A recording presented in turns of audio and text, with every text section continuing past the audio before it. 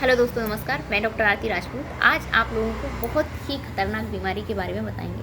वो बीमारी है कैनाइन पार्वो वायरस इन्फेक्शन। जी हाँ दोस्तों, जैसा कि आप लोग जानते हैं कि जो पार्वो वायरस है वो बहुत ही ज़्यादा फैटल यानी कि बहुत ही ज़्यादा खतरनाक माना जाता है। पार्वो वायरस खतरनाक क्यों माना जाता है दोस्तों? क्योंकि ये जो है एंट्राइटिस कॉज करता है और मायोकार्डाइटिस कॉज करता है।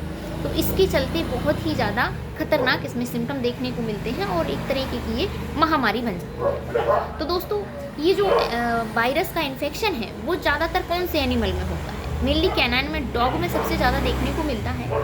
और जो 2 साल से छोटे पपी हैं उनमें सबसे ज़्यादा इसके कैनाइन पार्वो वायरस के सिम्टम देखने को मिलते हैं, या यूँ कहें कि ये बीमारी जो है बच्चों में, पपीज़ में सबसे ज़्यादा देखने को मिलती है। दूसरा दोस्तों, अब हम बात करते हैं क्लिनिकल सिम्टम की। ये क्या क्या सिम्टम इसमें दिखते हैं ताकि आप इसे पहचान पाएँ कि हमारा जो पपी है उसको जो है पार्वो वायरस का इन्फेक्शन हो गया है। तो दोस्तों, इसमें सबसे अच्छा जो मेन प्रिकुलर साइन है वो है वोमिटिंग होती है, डायरिया होता है, और डायरिया के चलते दोस्तों ब्लडी डायरिया होता है। इसमें क्या होता है, हेमोरेज हो जाते हैं, गैस्ट्रोएंट्राइटिस। तो हेमोरेजिक गैस्ट्रोएंट्राइटिस भी इस बीमारी को बोल देते हैं। और क्या दोस्तों, जो हमारा एनिमल है वो बहुत ही डल हो जाएगा, और क्या, कंप्लीटली रिफ्यूज टू फूड। ये खाना नहीं खाएगा, खाना पीना बंद कर देगा। जब खाना नहीं खाएगा और ब्लडी डायरिया होगा, वोमिटिंग होगी, फॉल स्मेल भी आएगी, बहुत तेज़ी से स्मेल आएगी दोस्तों। तो हमारा एनिमल क्या होता है, डिप्रेशन में चला जाता है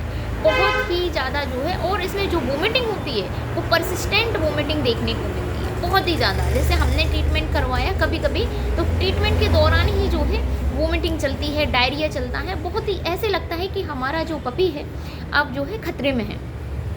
तो दोस्तों, और क्या होता, बहुत ही ज़्यादा रैपिड इमेसिएशन देखने को मिलता है। जैसे अगर हम बात करें बॉडी वेट की, तो अगर हमारे पपी को ये पार्वो वायरस का इन्फेक्शन हो गया है तो दोस्तों बहुत ही जल्दी स्पीड में जो है इसका वेट जो है लॉस होने लगता है। और क्या, क्विक डिहाइड्रेशन देखने को मिलता है। क्यों दोस्तों क्विक डिहाइड्रेशन क्यों होता है? क्योंकि जो वाटर है बॉडी में, जो हमारी बॉडी में एब्जॉर्ब हो रखा है, या सेल का जो वाटर है वो वोमिटिंग के थ्रू और डायरिया के थ्रू, दोनों के थ्रू निकलता है। तो इसलिए इसमें जो है क्विक डिहाइड्रेशन देखने को मिलता है।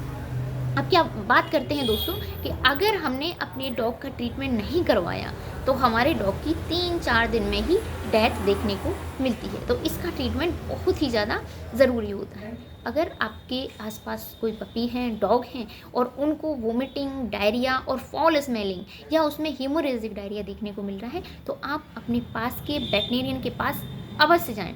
ये जो हमने आपको कुछ सिम्टम बताए हैं ये मेन सिम्टम माने जाते हैं डायरिया के। अब बात करते हैं दोस्तों ट्रीटमेंट की। तो अगर हमें पता है कि हमारा जो एनिमल है, पपी है, वो कुछ खा नहीं रहा है तो हमें उसको कुछ खिलाना नहीं है। अगर हम उसको कुछ खिलाएंगे तो वो क्या करेगा, जो उसकी इंटेस्टाइन में स्लफिंग हो रही है, स्लफिंग आउट के जरिए जो है ब्लड आ रहा है, वो और ज़्यादा स्लफिंग होने लगेगी। तो हमें क्या करना है, अपने पपी को कुछ खिलाना नहीं है। उसको हमें ओरल फॉर्म में हम उसको ORS दे सकते हैं और ग्लूकॉन डी दे सकते हैं, ये चीज़ें हमें देना है।